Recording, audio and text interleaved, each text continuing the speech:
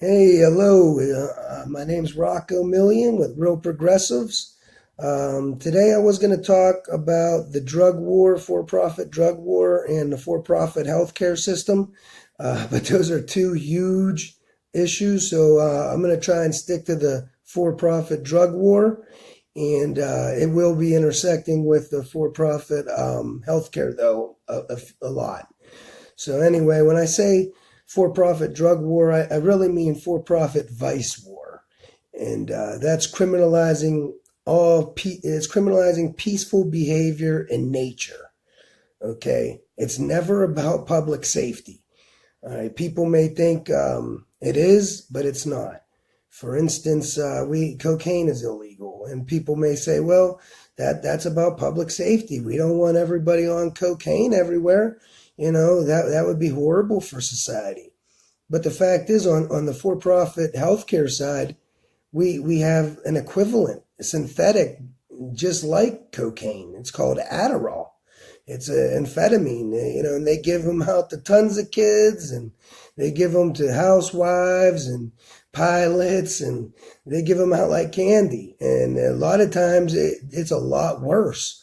So it's not about public safety that cocaine's illegal. They illegalize nature and make their own synthetic counterparts, and then put it in the for-profit healthcare system. Okay, so they do the same thing with weed. I mean, come on, weed's one of the most benevolent drugs imaginable. It has a million and one different uses, and it's not. They don't illegalize. They don't make it illegal because of a public purpose. Okay, they have synthetic THC pills. All right, and they're horrible. They're guaranteed more toxic and worse anyway. But they do have it, and also marijuana cuts across many different businesses and corporate profits. It would cut into the textile industry, oil industry, even cement, plastics, all kinds of things. So again, it's not about public purpose. It's about corporate profits. It's about a profit.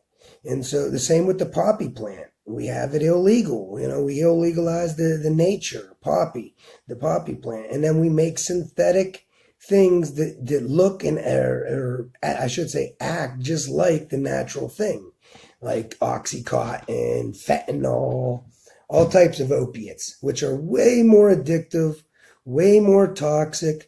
And so it isn't about, protecting society. We got to keep the people from doing these drugs. It's about, we got to keep the people doing our drugs.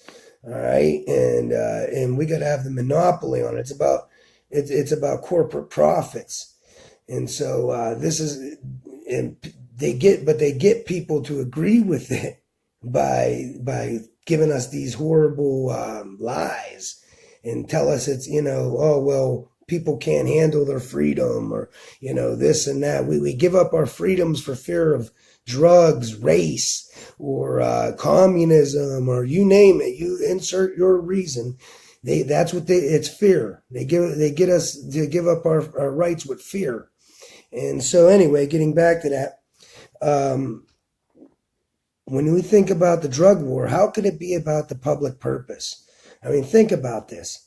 Police are legally allowed to rape, rob, and kill people, peaceful people, over evil flowers. Talk about Sharia law, okay?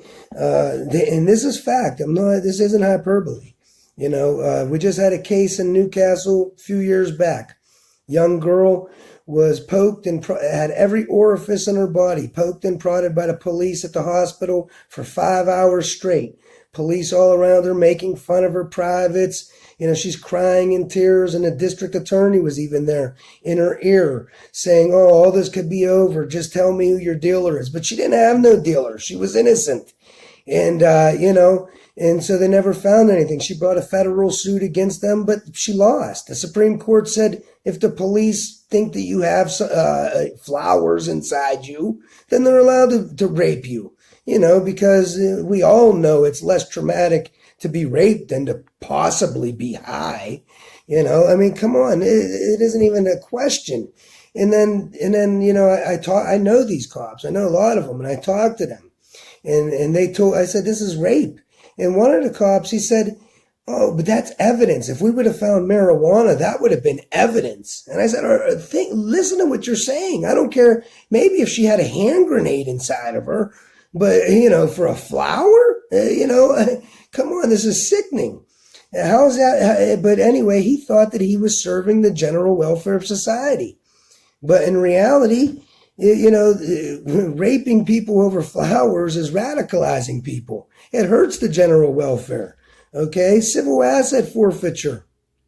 They go in, the police can legally steal your assets, seize your bank accounts, take your house without even charging you with a crime. They don't have to charge you. You have to get the money and get the lawyer and prove your assets are innocent. Not you, because they're not charging you. It's your assets. And you have to prove your assets aren't in a conspiracy.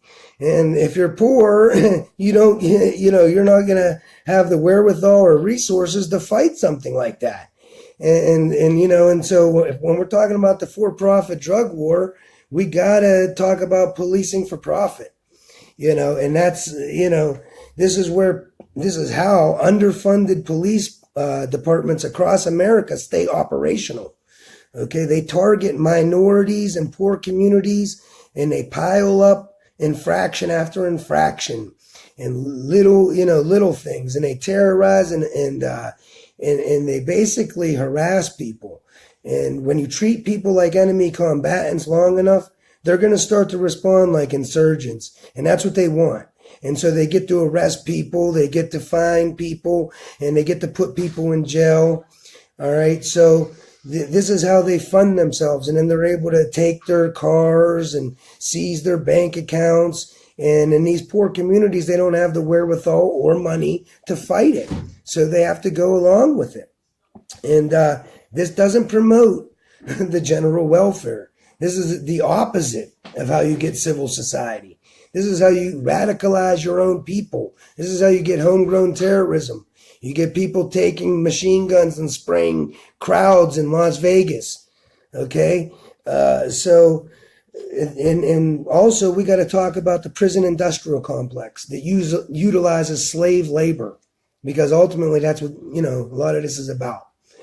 When we have a drug war or a vice war on nature and peaceful behavior, what they're doing is creating a buffer stock of the felony class that the police and the state can go in at any time and arrest and fill up the prisons or jails for slave labor. Because all these little communities, like mine, for instance, Newcastle, Pennsylvania, and the Rust Belt, shitty little shit stain on America. Okay, there's nothing here but drugs and crime. Okay, they have a brand new maximum security prison. All right, and yes, they made sure that they had a contract to make that prison filled. Okay, and so that's why we have a huge police force, and we have brand new armored vehicles and the best equipment, and yet our bridges are failing, our infrastructure is failing, our schools are failing. No money for nothing else but to police in the drug war. And they wonder why our society is a dog-eat-dog world. They wonder why it's dysfunctional and violent everywhere you look, because people are trying to survive. All right. And when you make people the felony class, all they could survive on is the black market. When you take away people's ability to survive, when people are hungry, civility goes out the window. The only reason we have civility is because we have a basic level of comfort. All right. When you got people that can't eat, guess what? Civility goes out the window. It becomes a dog-eat-dog world. And, all right, so this all ties together here if you just bear with me. But so we use the prison industrial complex as a buffer stock for the felony class, so that the police can pull people out and satisfy their quotas in slave labor. And they also get these prisons and jails. They also get federal subsidies for each prisoner as well. So it's another way of getting roundabout funding. But then we got to look at right now, this is police terror. Everything I'm describing is police terror. And now the DEA even has more power. All right. They have the political power now too. And now they even took a bad problem and made it even worse with more laws, because now everybody's dying. And this didn't start. I'm telling, all my friends are dead. Okay, my father, my stepfather, my aunt. I could go on and on and on. Dead. All right, this isn't a joke to me. The drug war is killing us. It's not the drugs, it's the laws, it's the black market, lack of medical oversight, lack of regulation. Okay, that's what's killing us. So the DEA is going in now and they're cracking down on doctors. So even compassionate doctors now are shutting off people like me, who were disabled veterans. I had multiple spinal surgeries, blown out both my shoulders, chronic migraines. I'm in pain daily, okay? And even I can't get what I need. They're forcing us onto the black market. And so that's more families going to be destroyed. That's more crime. That's more disease. Okay, you don't help the addiction problem by pushing it into the shadows with no oversight, no regulation.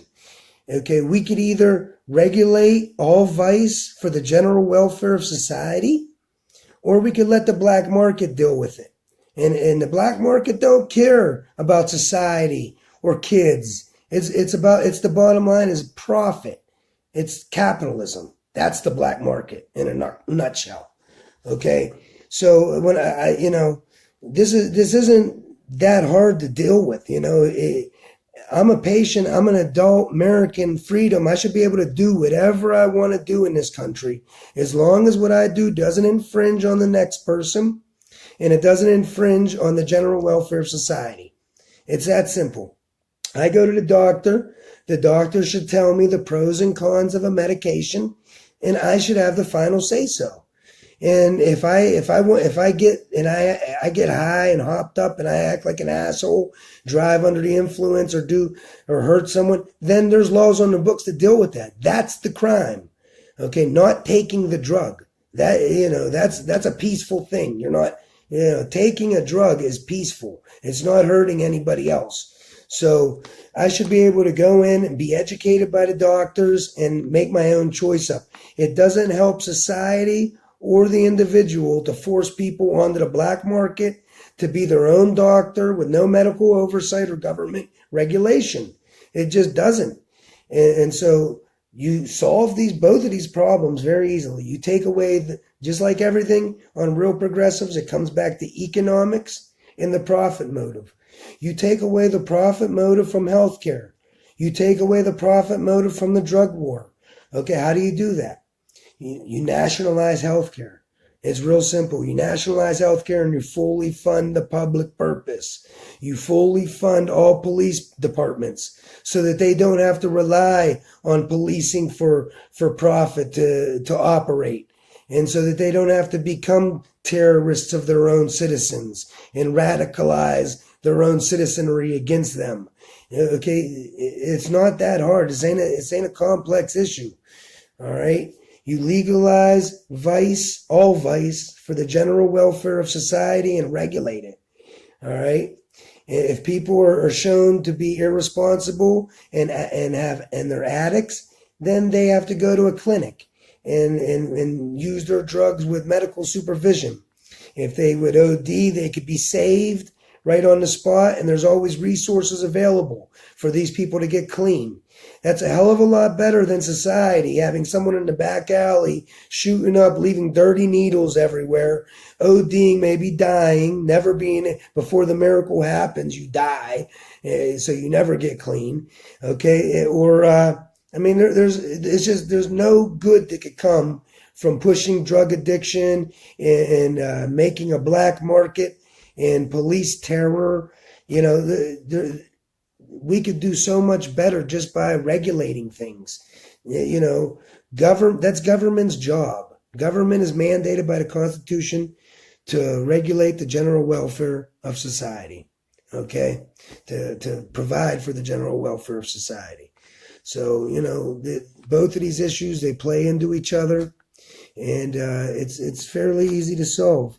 Would you rather have, a boardroom of capitalists deciding your health care who are answerable to their shareholders and the bottom line of profit controlling healthcare, or would you rather have a democratic government who's answerable to a democratic process controlling healthcare? Would you rather have capitalists privately in the black market controlling the distribution of dangerous drugs and vice, or would you rather have the democratic government regulating vice for the general welfare of society and being answerable to a democratic process? This ain't difficult. I mean, I don't even see it as a question. It's an easy one. But that's all I got, guys. Thanks a lot. Have a good night. I'll be back as I think of anything else. And thanks a lot. Peace.